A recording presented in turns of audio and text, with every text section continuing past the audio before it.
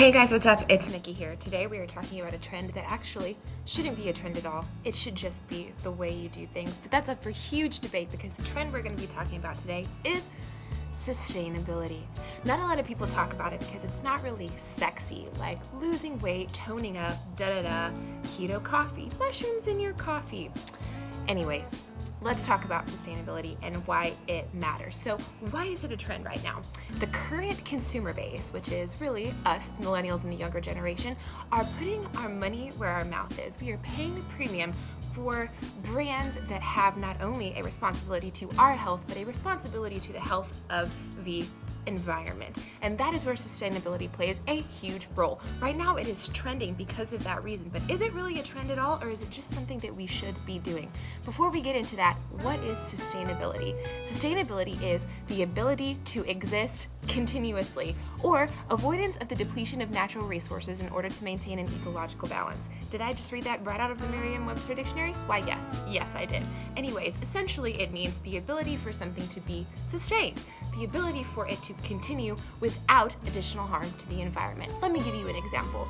A farm full of natural produce, greens, carrots, vegetables, etc. is a lot more sustainable than is a farm of cows, which is why meat consumption is one of the biggest issues in the sustainability sphere these days, and you're seeing a lot of huge businesses pop out of that, like Impossible Burger, Beyond Meat, all that kind of yada yada fake meat stuff. But we're not just talking about the fake meat industry, we're talking about every sustainable nature. Now, what's giving it a healthy spin? Well, I just talked about it. Us as consumers are putting health and wellness and sustainability in the same category, right? They're not the same thing, but they're directly correlated with each other, like peanut butter and jelly. Obviously, they're not the same thing, but they go pretty good together. Says millions of years of millions of different people, right? So, sustainability. I just lost my train of thought because I'm talking really fast. Anyways, it's really hard to have a full self-care and wellness routine without synonymously thinking of sustainability, what you're doing for the environment. So another reason why this is a huge trend is businesses are starting to jump into this space because of consumerism activity.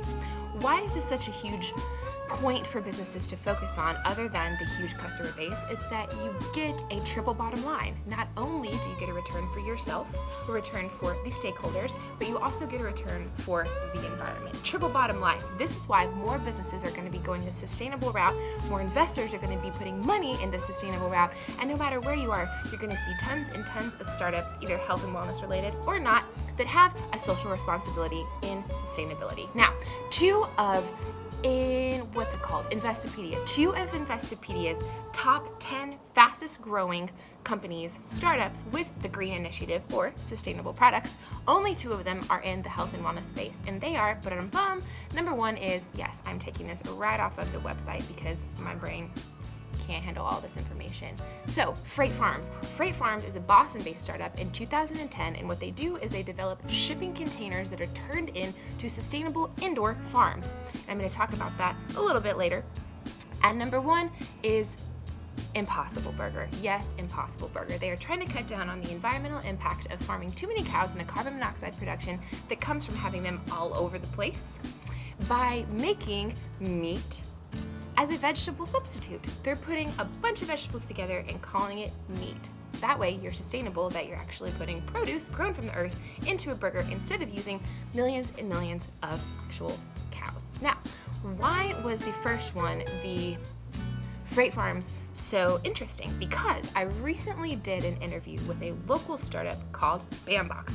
Bambox was a crazy kind of intersection between 3 or 4 different really niched markets. 1, health and wellness. 2, organic. 3, sustainability. And 4, the subscription-based model. Essentially, they are an indoor farm that sustainably farms microgreens, greens, produce. They then package them into deliverable containers as a pre-made salad mix. Or they send them to you in bulk so you can do your own. Startups like that are going to be huge no matter where you are. They're just gaining ground here right now because unfortunately, like we're talking about, sustainability is a trend. But with more people bringing awareness to this trend, stuff like that is going to explode. So, fad or fact? Absolutely a fact. Remember when we talked about how trends are things that come and go because of like the marketing ploy behind them, but sustainability is actually a huge issue within the health and wellness space and everywhere else that is going to garner a lot of attention and eventually catch on, and every company is going to have a hand in that issue in some aspects. So get your pocketbooks ready, get your eyes ready for businesses to invest in, and if you are somebody who is into the health and wellness space, wants to do social good, wants to buy from sustainable companies, look them up. I'm sure there's some near you, and if not, there's your startup idea. This is Nikki Cohn-Byrd's Health Trend, video 1. Go ahead and ask me any questions in the comments, shoot me a message if you have anything you want me to talk about, and we'll see you guys later.